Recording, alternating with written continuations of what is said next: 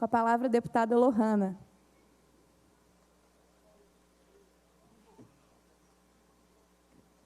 Boa tarde, presidente Alê. Boa tarde a todos os membros do parlamento que estão presentes aqui hoje, deputados e deputadas, nesse dia que é um dia de luta. A gente diz bastante sobre o 8 de março, que é um dia importantíssimo de celebração, e eu fico parte dividida entre aquilo que nós ainda temos a conquistar e o que nós já conquistamos. Então, é um dia parte de celebração, mas parte de lembrança das nossas lutas, de tudo aquilo que a gente ainda tem a conquistar, de tudo aquilo que a gente ainda tem que alcançar para que haja, de verdade, uma representação feminina forte nos espaços de poder, nos espaços de liderança, a segurança das nossas mulheres e tudo aquilo que a gente ainda precisa construir coletivamente para que as mulheres sejam tratadas com dignidade na sociedade brasileira e especialmente no nosso estado, Minas Gerais. Eu não sei se vocês cresceram ouvindo isso, mas eu cresci ouvindo que política não é lugar de mulher. E vou contar para vocês que até ser eleita, eu não entendia muito bem essa frase. Achava que era só uma frase machista e que ela não significava absolutamente nada, sabe, Leninha? E depois de um tempo, a gente percebeu, caminhando nos 2 anos do mandato de vereadora, que não é que a política não seja o nosso lugar. A questão é que a política é feita por homens e para homens, e qualquer mulher que ouse acessar esse espaço, ela é vista como uma transgressora por natureza. E existem algumas questões que se somam ao gênero e fazem com que a gente pareça mais transgressor ainda se a gente ousa ocupar esse espaço. Eu sou uma mulher branca, mas eu imagino e vejo pela vivência das nossas colegas negras que ser mulher e ser negra, ousando ocupar um lugar desses aqui, parece ser transgressora demais. Ser mulher e ser jovem, ousando ocupar um lugar desses aqui, parece ser transgressora demais. Ser mulher e LGBTQIA+, tá doida, transgressora demais. Então, a verdade é que a gente ainda tem que entender que não é que a política não foi feita para a gente, é que todo o contorno que foi criado para que a política institucional funcione e exista, foi feita por homens e para homens. E a maior prova disso é a situação que mostrou para todo o Brasil e alarmou boa parte dos brasileiros, ao menos os conscientes, que o Senado Federal foi ter um banheiro feminino em 2016. E a gente sabe que senadores e senadoras são pessoas extremamente relevantes e poderosas no cenário político nacional.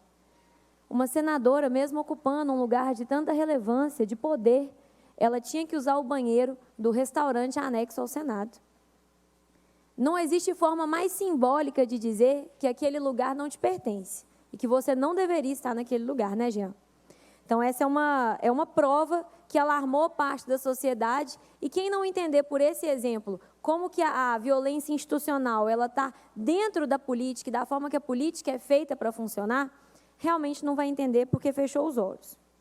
E os mandatos das mulheres no Brasil, tradicionalmente, são mandatos de luta. Tradicionalmente, são mandatos que são colocados para questionar o status quo e para fazer com que a gente avance em políticas que antes eram ignoradas até que essas mulheres ocupassem esses espaços. E a gente precisa considerar que muitas de nós, para poder fazer esses mandatos de luta, foram humilhadas, foram rebaixadas, foram assediadas, e muitas de nós estamos caminhando hoje porque mulheres anos atrás correram.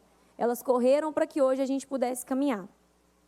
E aí, quando a gente está falando, e lá no início eu comentei, sobre algumas questões que se somam ao gênero e tornam o ser mulher na política mais difícil, eu vou falar de um que é um cenário que eu conheço, que é o que é ser mulher e jovem no parlamento.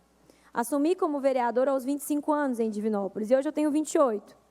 Muitas vezes eu fui criticada com frases como, quem que essa menina pensa que é? E é até interessante ouvir a palavra menina sendo usada para alguém de quase 30 anos.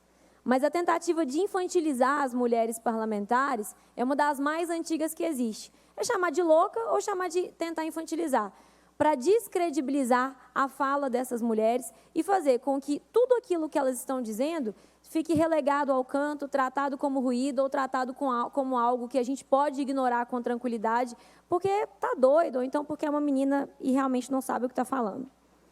E aí o que a gente percebe é que não tem idade certa para estar na política. Porque as mulheres mais velhas que estão na política, quando a gente acessa os comentários e as críticas que elas recebem, sempre tem alguma coisa falando que é para ela ir para o asilo, para ela fazer tricô, para ela fazer crochê, cuidar dos netos, parar de estar mexendo com política e participando ativamente. E as mais jovens também são criticadas. O que me leva a crer, e aí eu digo para a Lud, para a Alê, para a Leninha, as nossas mulheres que estão na mesa brilhantando a tarde de hoje, o que me leva a crer que não existe idade certa para a mulher na política, porque a idade certa é a idade do homem. Igual não existe roupa certa, porque a roupa certa é a roupa que o homem veste. Então, não interessa se a gente está muito nova, se a gente está muito velha, se a gente está na meia-idade. A verdade é que tudo isso vai ser utilizado de alguma forma para nos descredibilizar quando o argumento que a gente traz, seja ele à direita ou à esquerda, incomoda o ouvido de quem está ouvindo. No cargo de vereadora, muitas vezes eu fui ameaçada a ser levada à comissão de ética, enquanto as mesmas frases, quando eram ditas por homens, eram completamente ignoradas. E isso mostra muito bem o quanto que o que as mulheres dizem passa por um escrutínio público muito maior do que o que os homens dizem. E eu estou dizendo tudo isso porque muito mais do que eleger mulheres, e eu faço esse pedido para você que está assistindo a gente, todos nós precisamos fazer o compromisso público de apoiar e sustentar essas mulheres que foram eleitas.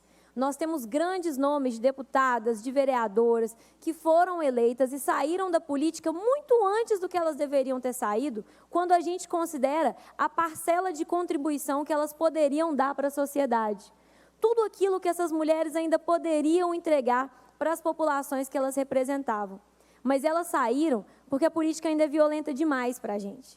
Elas saíram porque na hora de colocar na balança as ameaças, os ataques, as perseguições, os riscos aos filhos, os riscos à família, os riscos às amigas, tudo é muito mais pessoal e muito mais violento quando é dirigido a uma mulher.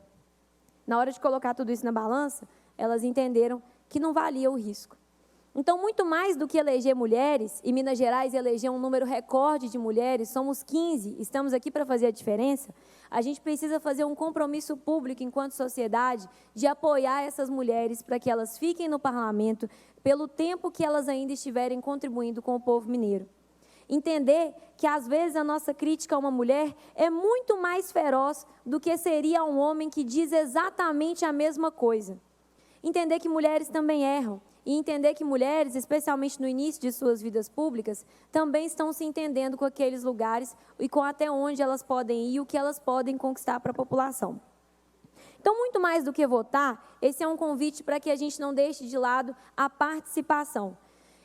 Toda a nossa fala aqui hoje vai para toda a nossa rede de apoiadores. E eu peço a todos que estão com a gente que sigam as deputadas dessa casa nas redes sociais, que sigam em todas as redes e acompanhem o que elas estão fazendo. Porque essa é uma forma de apoiar as mulheres que estão no parlamento estadual e federal, fazendo a diferença pela população mineira. Também é urgente a gente lembrar hoje, gente, alguns dados que são muito escandalosos.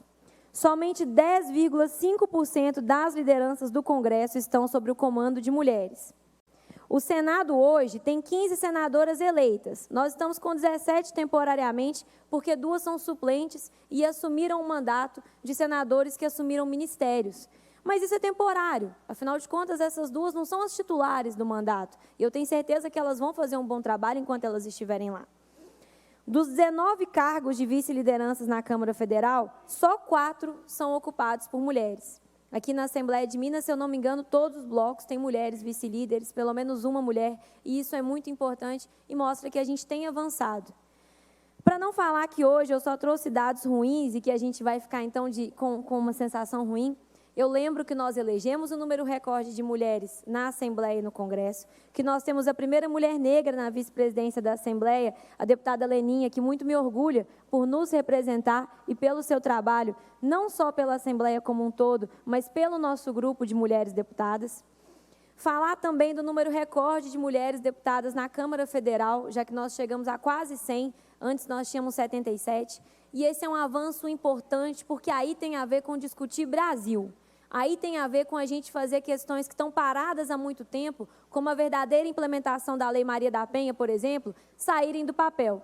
Afinal, de pouco adianta. Nós temos uma das melhores leis do mundo no que diz respeito à proteção das mulheres que são vítimas de violência, se a implementação ainda é muito defasada. E eu conto com essas deputadas para que a gente avance, para que a Lei Maria da Penha faça com que as nossas mulheres não ocupem mais os lugares tristes que a gente continua ocupando. E Minas Gerais, infelizmente, ocupa mais ainda, já que, como todos sabem, todas as deputadas falaram em algum momento, nós lideramos o ranking de feminicídios do Brasil.